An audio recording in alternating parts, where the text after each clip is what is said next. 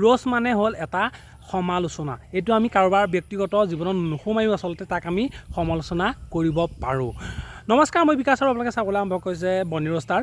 আজি আমি কথা পাতিম অসমৰ এগৰাকী বিখ্যাত অভিনেত্ৰীৰ বিষয়ে, যাৰ নাম হ'ল শ্যামন্তিকা শৰ্মা আৰু যাক অসমৰ ৰাইজে জানমণি বুলি জানে। এতিয়াহ'লে আহক পলম নকৰি আজি ভিডিঅ'টো আৰম্ভ কৰোঁ। চনটো প্ৰায় 2005, 6, 7, 8 মানৰ কথা হ'ব।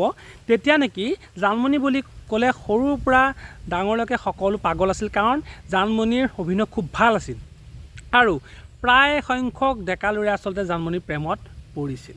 কিন্তু মাজতে এটা কথা ওলাইছিল যে অভিনেতা নয়ন নীলিমৰ লগত জানমণিৰ বিয়া হ'ব, কিন্তু অৱশেষত নহ'লগৈ।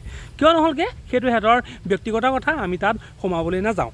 এতিয়া হ'ল যে জানমণিক লৈ পেলানি এইকেইদিন আচলতে টিভিত এটা সাক্ষাৎকাৰ হৈছিল আৰু যিটো সাক্ষাৎকাৰ ইমানে আচলতে ভাইৰেল হৈছিল আৰু তাৰপিছতে জানমণিক লৈ আচলতে কেইটামান নিউজ চেনেল আৰু কেইটামান পেজে আচলতে বহু তুচ্ছ-তাচ্ছিল্য কৰিছিল। আচলতে ব্যক্তিগতভাৱে জানমণিক আক্ৰমণ কৰা হৈছিল।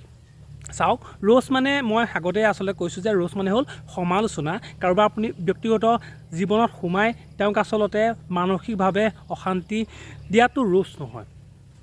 ৰোজ আমি ভালকৈ আচলতে কৰিব পাৰোঁ, যি কৰিলে আপোনাৰ একো অসুবিধা নহয়। কিন্তু নিউজ চেনেলত প্ৰচাৰিত হোৱা সেই সাক্ষাৎকাৰটোক আচলতে ভিত্তি কৰি কিছুমান ইউটিউব চেনেলে অলপ আচলতে কাটি নি শ্যামন্তিকা শৰ্মাক ব্যক্তিগতভাৱে আক্ৰমণ কৰিলে, মানসিকভাৱে আচলতে অশান্তি কৰিলে। আৰু সেইকেইটা আজি চেনেলৰ ওপৰতে শ্যামন্তিকা শৰ্মাই যোৱাকালি এটা ফেচবুকত পোষ্ট আপলোড আচলতে কৰিছিলে আৰু তাত আচলতে তেওঁ উল্লেখ কৰিছে যে এওঁলোকৰ ওপৰত আচলতে আমি আইনী ব্যৱস্থা গ্ৰহণ কৰিম।